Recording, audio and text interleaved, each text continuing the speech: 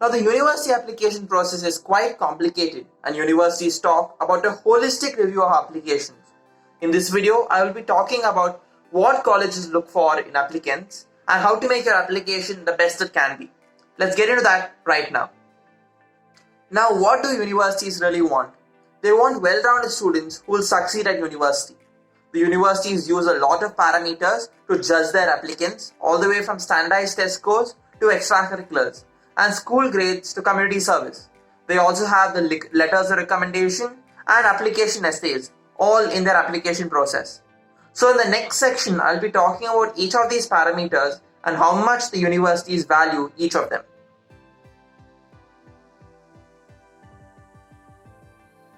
Firstly, let's talk about standardized test scores. Not all schools rely on the SAT and the ACT as heavily as they used to do before, but it's still a very important part of the application process. It provides universities with one common data point that can be used to compare all applicants. Now, in other words, they provide colleges with a standard way to judge all of the applicants. To give yourself the best chance of admittance, you should aim for the score of around the 75th percentile of the university. You can find out the SAT or the ACT score ranges for a specific university by doing a simple Google search or by visiting their websites. Now, having a high score will help you gain admission to your top choice colleges and may also earn you scholarships to help you pay for college as well. Now, universities look at your school grades and your GPA for two main reasons. The first one is to see what classes you took in high school, and more importantly, the second part is to see how well you did in the classes that you took. Now, to see how your GPA or your scores compare with the university's averages, a simple thing to do would be to do a Google search with the university's name and the keyword average GPA. That should pull up the numbers. If you're not getting a clear idea with that, you could always go through a website like Niche to figure out what the average GPA is at the universities you're applying to. Now, colleges not only look at your overall GPA, but also how you did in individual classes. Your GPA in high school shows colleges how successful you were in the field of academics and whether or not you buckled down and worked hard. Now, if your school has a class rank, that is important as well, as it shows how much competition you faced with grades and performance to reach a particular level. Now, the top universities want their applicants to be in the top 10% of their high school class. The top 5% would be even more competitive for applications.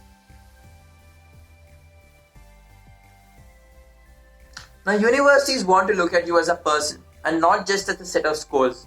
They also want applicants who stretch themselves beyond the limits of their classroom.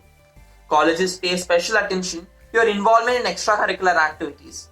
But what counts most to colleges is how long and how deeply you have been committed to your extracurriculars. Now, more importantly, to one or two of your interests. Now, you could do a range of extracurriculars all the way from clubs to sports, theatre to writing, or even playing a musical instrument. All of these, when done over a long period of time, are a great way to show commitment. Now, there is no good way to see whether your extracurriculars are a good fit at the university you're applying to. But if you really want to compare extracurriculars and figure out which ones you want to list on your applications, a brief pass through the university website should make it clear to you. What kind of clubs and activities are there at the university? What main things does the university focus on? With all of these things in mind, you could report the extracurriculars which are the most meaningful to you. Now, universities want well-rounded students, but they also want future world leaders and leaders who help people in need. So any volunteer experience that you have which shows leadership qualities and an interest in community service is beneficial on your application. Now, include the organizations or companies that you worked at and your responsibilities at each of them. You should try to volunteer for at least 20 to 30 hours every school year. Now, many high schools offer community service options, but you could also go by yourself and work at community service organizations or NGOs that you specifically support.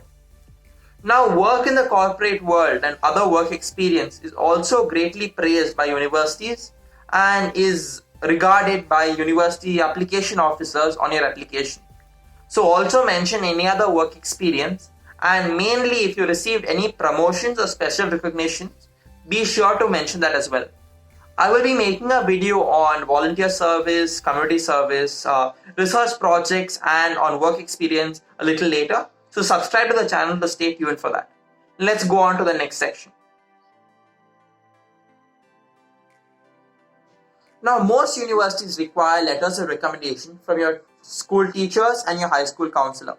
Now, some universities, you can also submit additional letters of recommendation from people who know you really well. These people provide insight into your academic abilities, character, and personality. Now, these letters serve a key role in the application process as they give great insight into your personality and talk about you from another person's point of view. Now, you want to have great letters of recommendation that praise you and talk about your passions and your leadership and basically how great of a person you are. But at the same time, they need to be honest as well and let the person write them. The university letters of recommendation are supposed to be unbiased and not touched by you in any way. Now, these serve a great role in the university application process, and it would be the best if you have amazing letters of recommendation. Now we come to what I believe is one of the most important parts of the university application process, the essays. Now, most universities will ask you to submit the common essays or at least one essay, and most universities will again ask you to submit a personal statement. Now, some selective universities will also ask additional questions with shorter word limits. Now, admissions officers want to see essays that go for a personal connection. Now, don't use the essays as just another place to praise yourself. Instead, focus on showing them who you are and what makes you interesting. Now, most essays will have a prompt, so don't wander too far away from the prompt and try to write a concise essay which is interesting to read. A great essay could mean an acceptance and a bad one could mean a rejection, so make it count.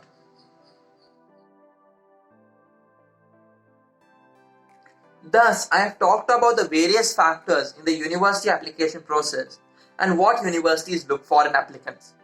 My advice to all of the applicants is to start early. I have a video on why applying early is a great option, so you can check that out as well. And subscribe to my channel for content based on university applications and on standardized tests. Now, if you keep all of the factors mentioned in this video in mind while crafting your applications, there is no reason why you won't get an acceptance from your top choice university. If you found this video informative, then please like and share it among all of your friends. And if you have any questions again on the standardized test or on the university application process, comment them down below. I will see you in my next video.